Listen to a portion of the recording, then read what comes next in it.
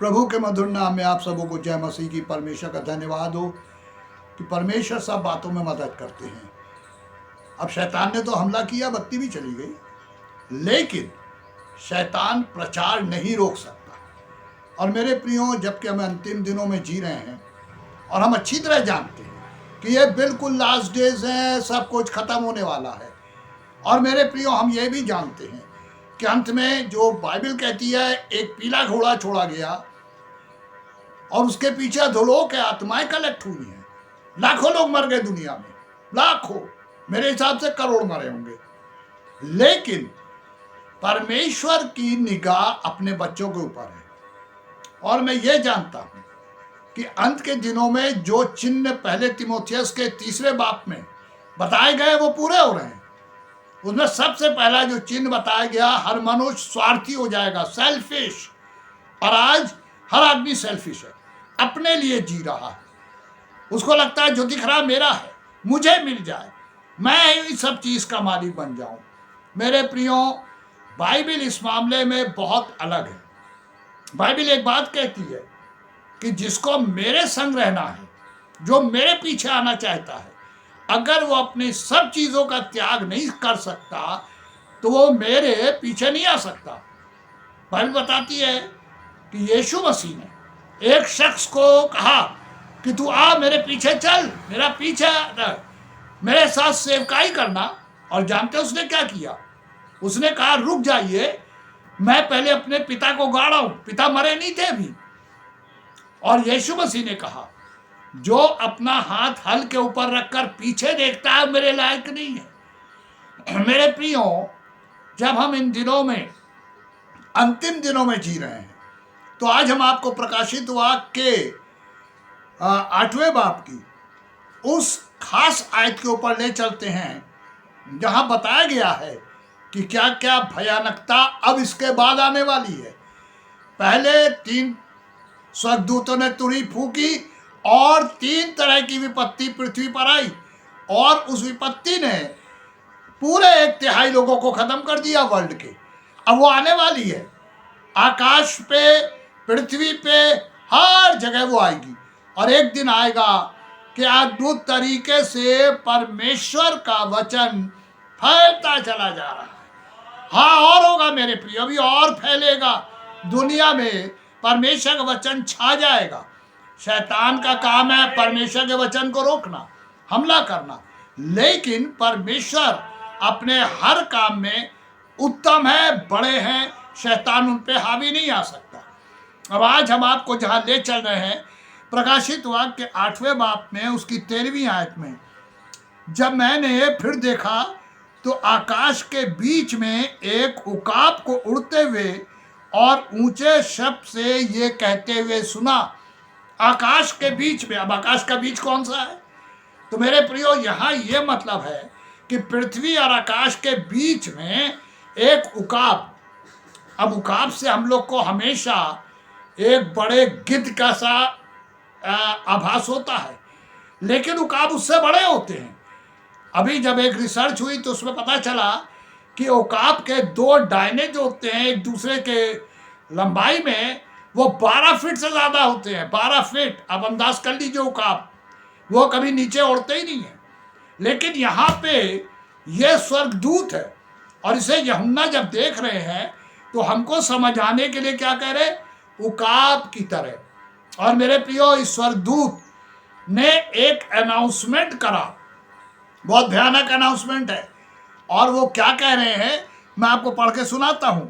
प्रकाशित वाक्य 8:13, फिर मैंने देखा तो आकाश के बीच में एक उकाब को उड़ते हुए ऊंचे शब्द से, अब ऊंचे के शब्द का मतलब ही नहीं उसे चिल्लाया है, नो, ऊंचे शब्द का मतलब है कि वहां पर साउंड इको कर गई। अब जो चीज ऊपर होती है, जैसे प्लेन है, प्लेन ऊपर उड़ रहा है और हम पृथ्वी पर हैं, तो उसकी इको साउंड हमारे कानों में टकराती है। और मेरे प्रियो, जब ये जोर से बोल रहा है तो वो इको हुई आवाज, इसीलिए बाइबल कह रही है ऊंचे शब्द से, और वो सुनाई पड़ी सबको। क्या कहा उसने? भयानक है, देखिए आगे। और उसने ये कहा, उन 3 स्वर्गदूतों की तुरही के शब्दों के कारण, जिनका फूकना भी बाकी है, पृथ्वी के रहने वालों पर हाय हाय हाय 3 बार हाय है। पहले बार में ऐसा नहीं था, कहीं 1 बार है, कहीं 2 बार, लेकिन यहां 3 बार है, हाय हाय हाय। अब आप अगर ये सोचिए कि जो आने वाले नवे बाप से लेके आगे तक है, इनकी तुरही फूकने से जो आकाश से रिएक्शन पृथ्वी पे होगा वो कितना भयानक होगा। मेरे प्रियो, मैं हमेशा इसीलिए एक बात हर प्रीचिंग में बोलता हूं, परमेश्वर ने क्या वायदा किया है, मैं तुम्हें किसी ऐसी परीक्षा में नहीं पढ़ने दूंगा जो सहने से बाहर है, और पढ़ोगे तो मैं निकाल लूंगा। ये जब परमेश्वर का वायदा है तो उसके संग एक शर्त भी है। अब अगर आप प्रकाशित वाक्य 3 में जाएंगे तो वहां लिखा हुआ है, परमेश्वर कहते हैं तुमने मेरे धीरज के वचन को थामा है। अब ये वचन धीरज का है, पेशेंस। हमको बैठकर वेट करना है ताकि परमेश्वर का अनुग्रह हो और हम परमेश्वर की महिमा को देख सकें। अब ये हाय हाय हाय, ये भयंकरता का वर्णन कर रहा है। कोई भी इंसान हाय कब कहता है? अगर पृथ्वी पर अपन लोग देखे तो अपन को कुछ चीजें दिखाई पड़ेंगी। अगर किसी परिवार में असमय मौत हो जाती है, जैसे समय नहीं आया, मर गया, उसके घर वाले क्या करते हैं? जनरली अपने हिंदुस्तान में देखा हम लोगों ने कि छाती पीट के क्या बोलते हैं? हाय हाय। हाय का मतलब हम कुछ कर ही नहीं सकते, खत्म।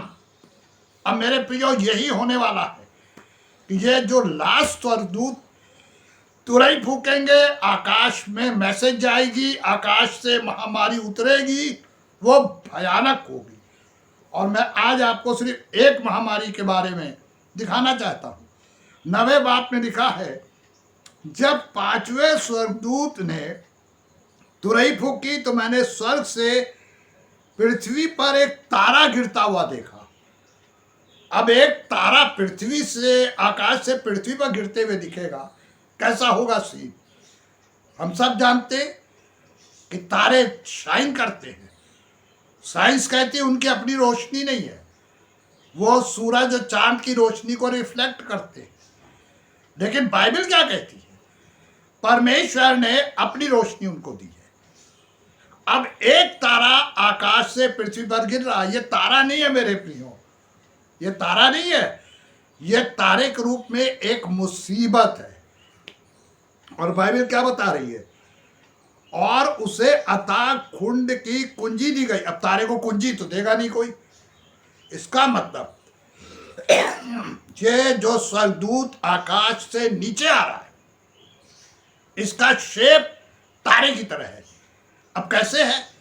आप अगर गौर से देखें तो तारे का हेड ऊपर होता है, 2 विंग दाएं बाएं होते हैं और 2 विंग नीचे होते हैं, 5 होते हैं। अब स्वर्गदूत जब ऊपर से नीचे आ रहा है तो उसका ऊपर का पोर्शन, उसके दाएं बाएं दोनों हाथ और नीचे के दोनों पांव एक तारे के रूप में है वो, और वो पृथ्वी से नीचे आ रहा है। और बाइबल कह रही है क्या है उसके पास? अथाह कुंड की कुंजी। बाइबल बताती है कि परमेश्वर ने शैतान को अथाह कुंड में बंद कर रखा है, कर देगा उस समय। और उसके साथ वो सारे स्वर्गदूत जो पृथ्वी से नीचे गिराए गए हैं, ये सारे अथाह कुंड में भी हैं। कुछ बाहर हैं लेकिन सब नहीं है। अब ये कुंजी दी गई है, मतलब परमेश्वर ने सीलिंग कर रखी है वहां। और मेरे प्रियो, अब ये खुलेगा, और जब खुलेगा तो क्या होगा? हम आपने सोचा? भयानकता फैलेगी। तो आज हमको इस महामारी, इस मुसीबत, इन चीजों से बचने के लिए क्या करना चाहिए? एक चीज सिर्फ, वो क्या है? बाइबल कहती है मेरे पास आ। मत्ती 11:28 में क्या लिखा है? मेरे पास आओ, मैं तुम्हें विश्राम दूंगा। कितनी प्यारी बात है, कितना प्यारा वायदा है। यही तो वायदे बाइबल में भरे हुए हैं। जहां मुसीबतों का वर्णन है, शाप का वर्णन है, जहां पर बीमारियों का वर्णन है, वहां पर चंगाइयों का भी वर्णन है, मुसीबत से छुटकारे का भी वर्णन है, और महामारी से बचने का भी वर्णन है। अब पौलुस जब पृथ्वी पे थे, वो क्या कहते थे? मेरे लिए जीना मसीह और मरना लाभ है। मरने को वो लाभ कहते थे। और आज हम लोग मरने से डरते हैं। क्यों? क्योंकि मालूम है हम कहाँ जा रहे हैं। मेरे प्रियो, मूसा को पता था कि वो कहाँ जा रहे, इसीलिए कहते हैं या तो तू इन इस्राएलियों को क्षमा कर, या अपनी लिखी हुई पुस्तक में से मेरा नाम काट दे। अब जीवन की पुस्तक में तो उन्हीं लोगों के नाम है जो परमेश्वर के पास है, जो आज परमेश्वर के लिए जी रहे हैं, जो अपने मैक्सिमम टाइम को परमेश्वर के पास देते हैं। और मेरे प्रियो, बाइबल का वायदा क्या है? भजन संहिता 34 में क्या लिखा है? जवान शेर भूखे रह सकते हैं, लेकिन मेरे डरवैयों को किसी भली वस्तु की घटी नहीं होने पाएगी। कहाँ लिखा है कि लोग भूखे मरेंगे जो मेरे पास आएंगे? कहाँ लिखा है कि उनके पास कोई कमी होगी? नहीं होगी मेरे प्रियो। मैं भी जानता हूँ कि जब मैं 40 साल पहले परमेश्वर के पास आया, 42 साल हो रहा है, परमेश्वर ने उस दिन से आज तक कभी नहीं छोड़ा, हर पल संभाला है। अभी लोग जब फोन करके पूछते हैं आप कैसे हैं, तो कल परसों मुझसे एक साहब ने पूछा, सर आपकी एज क्या हो गई होगी? क्योंकि हम आपका वीडियो पुराना देख रहे थे अभी। मैंने कहा आप क्या सोचते हैं? कह रहे साहब 60-65 होंगे। मैंने कहा मैं 75 क्रॉस कर गया हूँ। यस, ये सच है कि 75 क्रॉस किया हमने भी।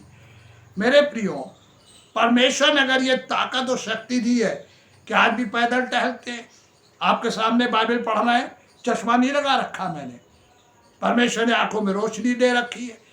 अब थोड़ी बहुत कमजोरी तो होनी है, क्योंकि वजह है हम मनुष्य हैं, और बाइबल कहती है हर मनुष्य दुख सुख भोगता है। तो मेरे प्रियो, आज इससे पहले किन मुसीबतों को हम आगे भी देखेंगे, पढ़ेंगे, अगर जिंदा रहे देख पाएंगे। आज भी परमेश्वर हमें बुलाते हैं। कैसे? आपने पढ़ा होगा प्रकाशित 3:20 में क्या लिखा है? देख मैं द्वार पे खड़ा हुआ खटखटाता हूँ, यदि कोई द्वार खोलेगा तो भीतर आऊंगा। मेरे प्रियो, परमेश्वर को आमंत्रित कीजिए। देखिए घर आते कि नहीं। कल एक बहन का फोन आया, अच्छी पेंशन मिलती है, गवर्नमेंट में रिटायर हुई है, लेकिन घर में पैसे रुकते ही नहीं है, सब कमा रहे हैं और पैसे उड़ जाते हैं। और मैंने कल उनको बताया कि आप क्या करिए। और मेरे प्रियो, आज परमेश्वर के लिए अगर हम करेंगे तो परमेश्वर हमारे लिए करेंगे। मैं भी नहीं जानता था, कभी नहीं निकालता था टाइम, लेकिन आज परमेश्वर ने इस योग्य किया कि परमेश्वर की सेवकाई के लिए कुछ तो कर सके। हम लोग बहुत नहीं कर पाते, पर जो कुछ भी थोड़ा बहुत कर सके। मेरे प्रियो, परमेश्वर के इनविटेशन को एक्सेप्ट कीजिए, प्रभु के पास आइए, प्रभु सब कुछ देंगे। मेरा नंबर फ्लैश होता रहता है, आप जब भी कॉल करेंगे हम आपके संग प्रेयर करेंगे, क्योंकि और कुछ है नहीं हमारे पास, सिर्फ प्रार्थना। परमेश्वर की आशीष आप सबों पे हो। आमीन।